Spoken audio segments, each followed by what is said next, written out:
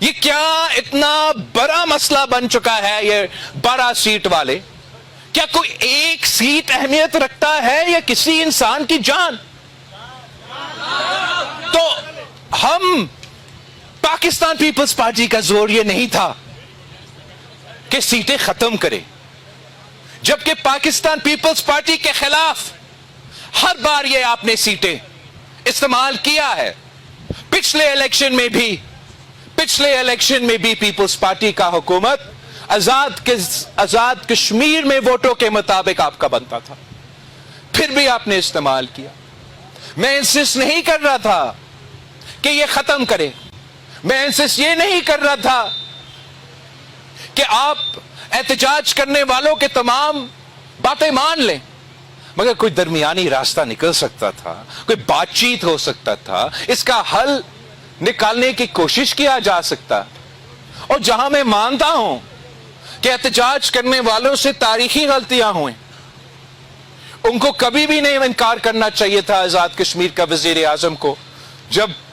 ہم کہتے رہیں کہ اے پی سی میں آ جائے، دوسری چیزیں میں آ جائے، لیکن ساتھ میں 1 مہینے سے زیادہ پہلے بند کمروں میں، پھر جب سے میں پچھلی بار مظفر آباد آیا تو مجھ سے وہ خط لکھا گیا، تو میں باقاعدہ کیمپین اس بات پہ کر رہا ہوں، وفاق سے بھی کہہ رہا ہوں، احتجاج کرنے والوں سے کہہ رہا ہوں کہ میرے پاس ایک طریقہ ہے، ایک راستہ ہے، اور یہ راستہ ایسا ہے کہ ہم امن واپس لے کر آئیں، حالات ٹھیک کریں، کشمیریوں کے زندگی میں جو مسئلے پیدا ہوئے ہیں، عام کشمیری کی زندگی میں جن کا کوئی تعلق ہی نہ ہو، احتجاج کرنے والوں سے بھی اور حکومت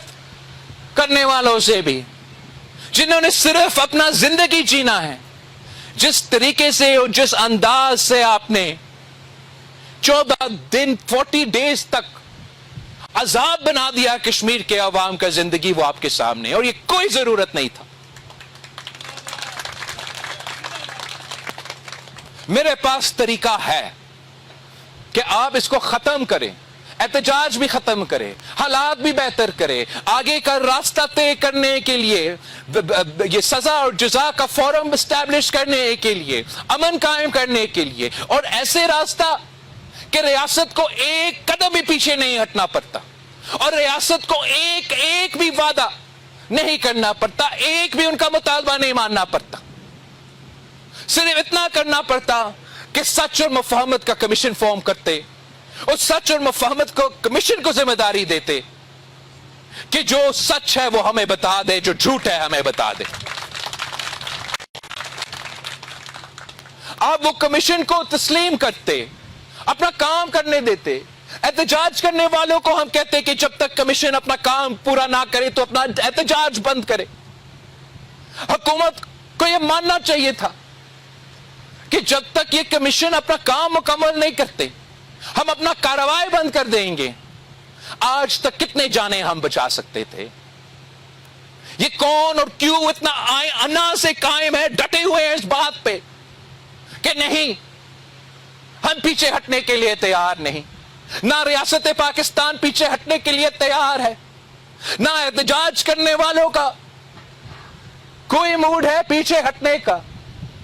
تو پھر میرے بیچارے معصوم کشمیریوں کا کیا ہوگا جس کا کوئی تعلق ہی نہیں ہے؟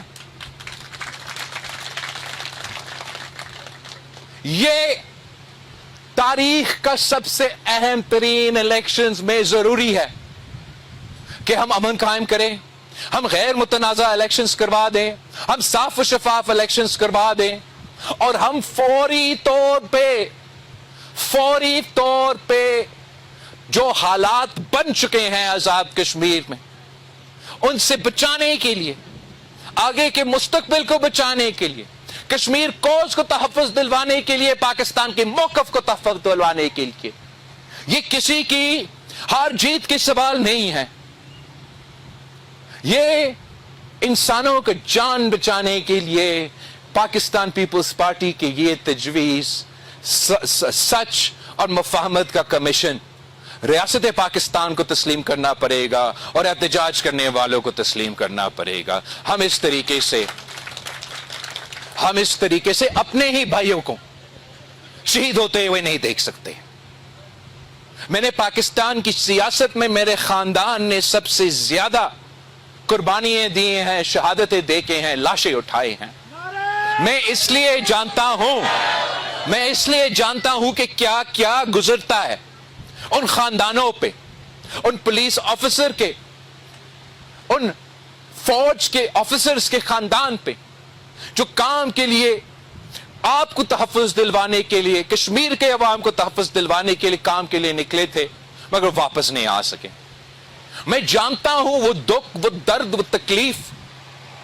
जो उन खानदानों पे गुजर रहे हैं, जिनके बच्चे वो सही होंगे, गलत होंगे, वो नौजवान हैं, सियासी नारा सुन के बाहर निकले हैं, किसी ने उनका अपने हकूक का दावा किया है तो वो बाहर निकले हैं। कोई तो बोर्ड बैठे हुए घर पे, तूने 30 दिन से इनका इंटरनेट बंद किया है तो इसलिए बाहर निकले हैं। वो भी शहीद हो रहे हैं तो मुझे उनका दुख, उनका खानदान का दुख, उनके वालिदैन का दुख, उनका वालिदा का दुख, उनका वालिद का दुख, उनका भाई का दुख, उनका बहन का दुख मैं जानता हूं। आप इनको अगर सजा दिलवाना भी चाहते हो तो आप सरक पे इसी तरीके से सजा नहीं दिलवा सकते। सजा दिलवाना चाहते हो तो कोई आपको मना नहीं करेगा कि किसी ने कानून अपने हाथ में लिया, किसी ने मेरा फौज के ऑफिसर को शहीद किया, किसी ने मेरा पुलिस ऑफिसर को शहीद किया, तो कानून के मुताबिक उनके खिलाफ एक्शन होगा। मगर तहकीकात करने के लिए आपको ये सच और मुफाहमत का तो कमीशन बिठाना पड़ेगा। ये कमीशन मुझे बताएगा कि किसने कत्ल किया, कौन गुनाहगार है, कौन इंसाफ है। ये कमीशन हमें बताएगा कि कौन किसका एजेंट है, कौन किसका मकसद है। ये मसला कोई सड़क पे हल नहीं होगा। और इसलिए जो दूसरे वाला फेज है, इसमें ज्यादा अहम है कि पाकिस्तान पीपल्स पार्टी के कारकुन दिन रात मेहनत करें, दिन रात मेहनत करके आपने पीपल्स पार्टी को जितवाना है। मैं जो मुझे नजर आ रहा है, जो रास्ता हमने पकड़ा है, और अगर खुदा ना खास्ता किसी और को आजाद कश्मीर हुकूमत संभालने का मौका मिला, जो मुस्तकबिल नजर आ रहा है मेरा आजाद कश्मीर के लिए, वो बहुत परेशान कुन है। आपने दुगनी मेहनत करना है और इनके जो धांधली के कोशिशें हैं उनको नाकाम करने हैं। दुगनी मेहनत करना है और हमें भारी अक्सरियत दिलवाना है और कायल करे, हर किसी को कायल करे कि इनको वोट डालना है। मैं जानता हूं मायूसी है और इनका ये प्लान है, ये चाहते हैं, जो जोर जबरदस्ती और चोट दरवाजे से हुकूमत बनाना चाहते हैं, गोलियां चला के हुकूमत चलाना चाहते हैं, लाशें गिरा के अपने हुकूमत बनाना चाहते हैं। उनका ये प्लान है।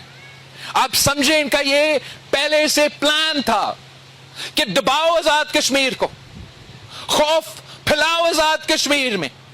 मायूसी फैलाए आजाद कश्मीर में,